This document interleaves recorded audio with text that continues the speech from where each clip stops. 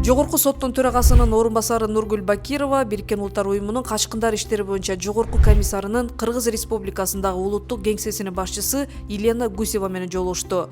Жолугушууда Нургүл Бакирова Кыргыз Республикасында сот бийлиги көз карандысыз жана калыс иш алып барарын, бул демократиялык укуктук мамлекеттин негизи болуп эсептелерин белгиледи.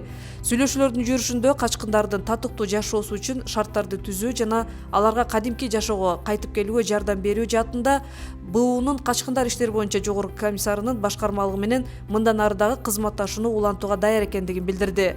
Статистикалык маалыматтарга ылайык 2025-жылдын 1-кварталында сотко 53 административдик иш келип түшкөн. Анын ичинен 10 иш боюнча доону канааттандыруудан баш тартуу чечими чыгарылып, калган 43 иш кийинки отчеттук мезгилге өткөн. Ал эми 3 иш боюнча дагы соттук актылар кассациялык тартипте даттанылып, аларда өзгөртүүсүз калтырылган. Качкын макамын берүү боюнча арыздар негизинен Афганистандын жарандары тарабынан берилген, Сириянын жарандары тарабынан өтө сейрек берилген. Ошондой эле Өзбекстан жана Тажикстандын жарандары тарабынан дагы кайрылуулар болгон учурлар катталган. Сүйлөшүүлөрдүн жүрүшүндө тараптар пикир алмашып, өз сунуштарын билдиришти. Айрыкча документтердин жоктугунан билим алуу мүмкүнчүлүгүнөн ажырап, башка дагы кыйынчылыктарга туш болуп жаткан качкын балдарынын укуктары өзгөчө белгиленди.